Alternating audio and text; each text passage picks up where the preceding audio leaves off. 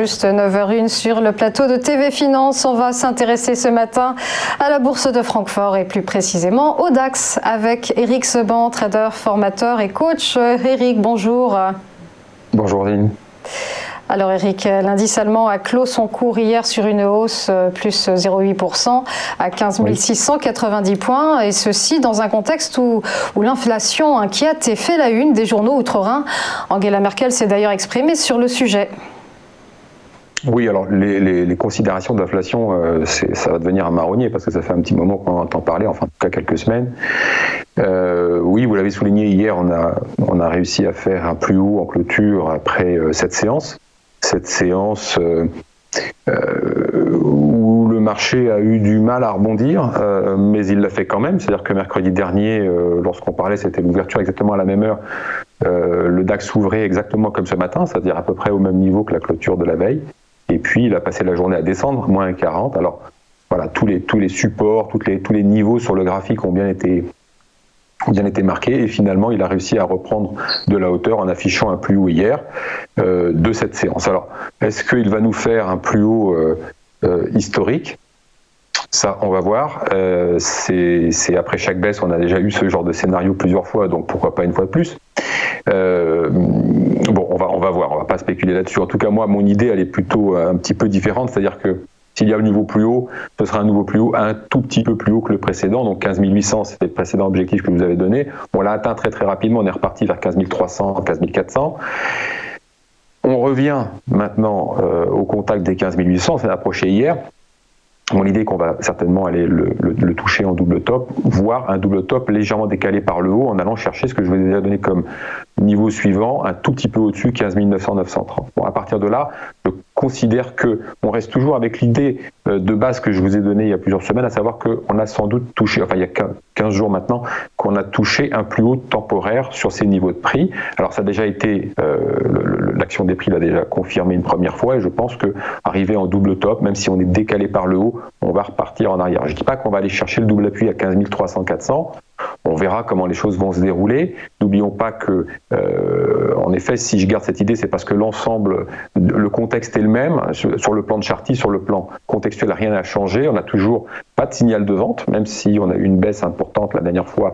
Je vous avais dit avant, ça n'est pas le signal d'une baisse long terme, donc la tendance haussière n'est pas invalidée, et donc on n'a pas de signal de vente. À chaque fois qu'on a des baisses, on a des rebonds systématiques. La spéculation, elle est toujours dominante sur les échanges. On a une volatilité qui reste faible. On a aussi de la densité qui reste faible.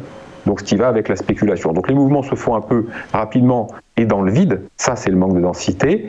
Mais la volatilité traduit finalement une chose qu'on arrive à lire, à savoir que les gestions, ceux qui sont pourvoyeurs de volume, ceux qui sont en retrait et qui sont toujours peu actifs, ils travaillent beaucoup à la marge avec les ETF, parce que sur les actions, tout le monde est d'accord pour dire qu'elles sont quand même relativement chères en ce moment. Donc, en plus, ils n'ont pas les replis dans de bonnes conditions pour pouvoir intervenir. Ils ont des contraintes d'investir leur liquidité. Donc, les gestions sont peu actives, en tout cas sur le marché des actions. Elles le sont via les produits dérivés. Elles sont protégées.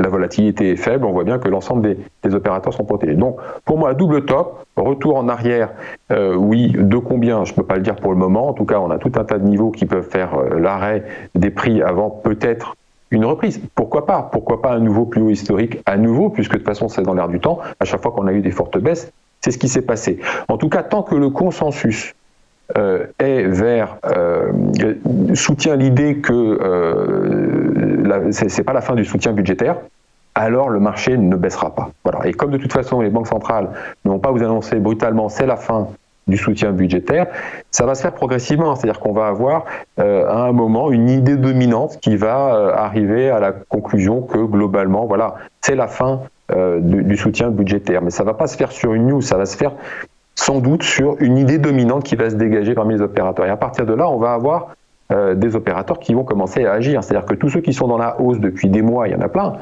des mois que ça monte sans signal de vente, quand vous êtes gestionnaire, vous ne prenez pas vos bénéfices, vous attendez un signal de vente. Et si le consensus général va vers cette idée dominante de fin de soutien budgétaire, de fin de hausse, parce que quand on regarde le graphique, si on prend un petit peu de recul justement sur le graphique, on voit bien qu'on a la configuration classique d'une hausse à minima essoufflée et de fin de mouvement. Mais voilà, il y a le contexte dont il faut tenir compte. Donc à ce moment-là, quand l'idée dominante viendra, à ce moment-là, les gestionnaires pourront envisager de commencer à prendre une partie de leurs bénéfices et on commencera à avoir un flux vendeur qui va se mettre en marche. Mais pour l'instant, le marché n'est absolument pas vulnérable. Tout le monde est protégé contre des baisses rapides.